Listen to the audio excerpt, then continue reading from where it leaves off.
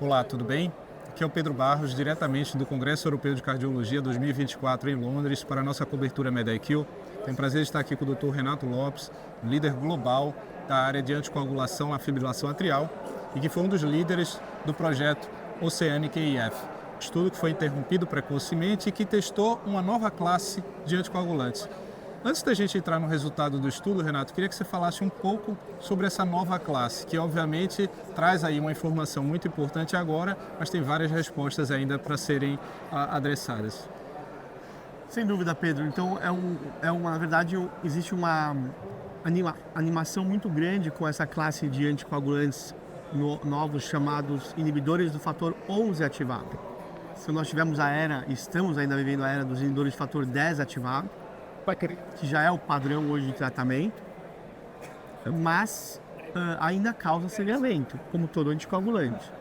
E a inibição do fator 11, teoricamente, tem essa fisiopatologia muito interessante, que é a possibilidade, pelo mecanismo de ação do fator 11, de evitar que trombos patológicos se formem, mas não inibir a formação de trombos benignos, ou seja, a coagulação normal do paciente. Então, com isso, em teoria, você estaria evitando os trombos patológicos, mas permitindo com que a hemostasia natural do corpo, a formação do que a gente chama de trombo benigno, se forme. Então, assim, é muito bonita essa fisiopatologia, mas a gente precisa testar se realmente funciona. E isso começa lá atrás entendendo na hemofilia C, por exemplo, que é a deficiência do fator 11, a gente tem esses pacientes tendo muito menos eventos cardiovasculares e não tendo sangramentos intraarticulares que os pacientes hemofílicos geralmente têm. Então daí surge a ideia de, bom, vamos tentar então produzir o inibidor do fator 11 ativado. E aí tem uma série de medicamentos, alguns injetáveis inclusive, subcutâneos, testando essa hipótese da inibição do fator 11, que pela primeira vez pode desacoplar o risco de trombose do risco de sangramento. Então realmente é uma mudança de paradigma muito grande no cenário da anticoagulação.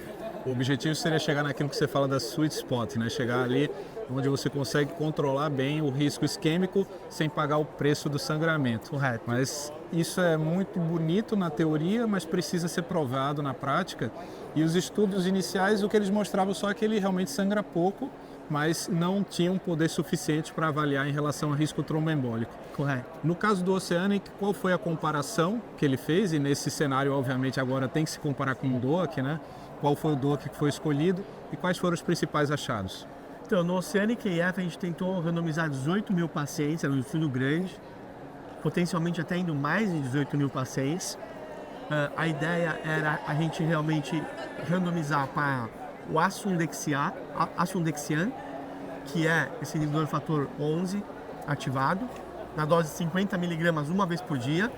Então é o asundexian versus o que o FDA exigiu que fosse o comparador, que é a apixabana. Porque a apixabana, na visão do FDA, é a droga mais eficaz e mais segura. Então, o FDA forçou a gente a usar a apixabana na doses tradicionais de 5, 12 em 12 ou 2,5 de 12 em 12 quando tiver critérios para ajuste da dose. E com isso, pegar pacientes com FA e olhar o evento de eficácia, que é o AVC em embolia sistêmica, e no evento de sangramento, que é o sangramento maior, o evento de segurança, que é o sangramento maior. Bom, e o que aconteceu? Quando a gente estava com quase 15 mil pacientes, então o estudo estava indo muito bem, um recrutamento muito além da curva. Então a gente estava com um recrutamento muito forte em vários países. O comitê de segurança se reuniu e sugeriu que a gente interrompesse o estudo por uma inferioridade do asundexian em relação à apixabana no que tange o AVC. Por mais que tenha sido seguro e tenha sido mais seguro que a apixabana, é aquela história, talvez está sendo muito seguro porque não está funcionando suficientemente. E a gente não sabe exatamente o mecanismo pelo qual, existem hipóteses, mas sem dúvida que foi inferior à apixabana. Então nós tivemos que parar o estudo com quase 15 mil doentes. Então é um estudo muito grande, a gente publica no New England, mais um estudo publicado no New England. E fica a dúvida agora para entender por que isso aconteceu. Será que a dose foi muito baixa? 50 miligramas é uma dose razoavelmente baixa de asundexian. Será que uma vez por dia não foi pior do que se a gente tivesse testado 2 vezes por dia para tentar uma variação menor entre pico e vale e, portanto, uma concentração mais consistente e uma inibição maior da atividade de fator 11 ativado? Será que o nível da atividade que foi inibida não tinha que ser mais numa situação de FA, não tem que ser talvez 100% da atividade de fator 11 ativado inibida para que a gente possa ter um benefício no AVC? Não sabemos. Tivemos um achado interessante de subgrupo de o que a gente chama de anticoagulation naive ou experiente, ou seja, quem já usava anticoagulante e quem é virgem de tratamento. E quando a gente olha essa inferioridade do asundexian em relação à pixabana, ela foi muito mais intensa no grupo que era anticoagulante experiente, ou seja, que já vinha tomando anticoagulante, que talvez de certa forma já é um grupo selecionado, já é um grupo que a taxa de evento foi muito baixa do que a gente imaginava e que foi com a própria taxa, comparado com as taxas de apixabana nos estudos de FA que nós fizemos, foi uma taxa muito baixa e com isso fez com que o asundexian parecesse muito pior do que a apixabana. Isso foi mais intenso no grupo experiente. No grupo naive, ou seja, no grupo de virgem de tratamento, não houve essa diferença. Veja que interessante. Lógico que foram só 17, 18% de pessoas naive. Foi uma proporção pequena. Lembra que no Aristóteles nós tivemos 43% de naive. Então, nos estudos pivotais de fator 10 ativado, a gente teve mais ou menos 40% de naive. Aqui foram menos de 20%.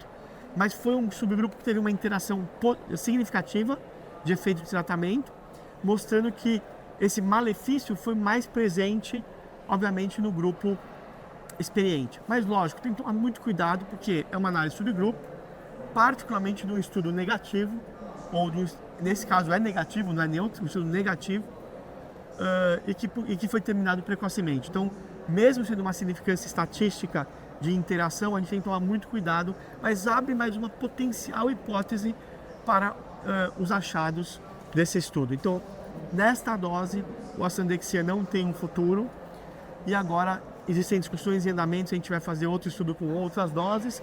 Existe uma série de outros estudos com outros medicamentos, também inibidores de fator 11 ativado, mas em outras doses, inclusive outras indicações e inclusive em outros mecanismos de administração, subcutaneamente e não de maneira oral. E a gente vai ter que viver esses próximos 3, 4 anos para saber se essa teoria tão bonita, da gente desacoplar o risco de trombose do risco de sangramento, se o inibidor de fator 11 ativado nos promete, vai ser uma realidade ou não. Perfeito. Eu acho que é esse ponto final, Renato, que eu queria reforçar, porque para a gente que viveu, né, o início ali dos DOACs, se você pensar no Chimelangatran, você praticamente diz assim, então aposenta essa nova classe aí de anticoagulantes oral de ação direta, e pelo contrário, foi uma coisa que revolucionou. Então o fato de você ter um estudo inicial que não deu aquele resultado que você espera, é uma lição importante, mas o jogo pode virar. E no caso do DOAC virou bem, né? Se tornou um anticoagulante que mudou, como você até falou, quando foi o New England escolher os trials mais importantes da década, escolheu uns trials de DOAC, no caso o seu do Aristotle, porque foi algo que mudou realmente a prática clínica, não só da cardiologia, mas de diversas especialidades. Sem dúvida. E de novo, mais uma vez provando que aquilo que eu sempre falo em várias aulas, a palavra mágica quando a gente fala em antitrombóticos ou anticoagulantes ou antiagregantes plaquetários é dose. Se a gente não tiver a dose certa, para o doente certo, pela duração certa, que vai inibir aquele mecanismo de ação da maneira mais eficiente, causando a maior redução em eventos isquêmicos ao menor custo de sangramento, se a gente não achar essa dose, a gente não consegue mostrar um benefício líquido e a gente não consegue eventualmente a aprovação de uma droga como essa. Então assim, eu diria que é um banho de água fria para toda a animação que existe em relação aos inibidores de fator 11 ativado, mas é um primeiro estudo fase 3, tem vários outros em andamento, também de N bastante elevados, e vamos aprender, porque tiveram muitas lições aprendidas com esse estudo, e a gente aprende com isso para fazer estudos melhores lá na frente. Você usou o exemplo aí do Chimelangatran, a gente aprendeu com o Chimelangatran, fizemos estudos melhores e conseguimos mostrar o benefício dos DOACs. Quem sabe não vai seguir a mesma trajetória aí, os inibidores de fator 11 ativado. Perfeito, Renato. Mais uma vez, parabéns por mais essa liderança num estudo tão importante. Espero que vocês acompanhem conosco, porque a gente vai trazer mais informações também, não só sobre o OCEAN-KF, mas sobre todos os trials na nossa cobertura da MedIQ. Um abraço e até a próxima. Obrigado.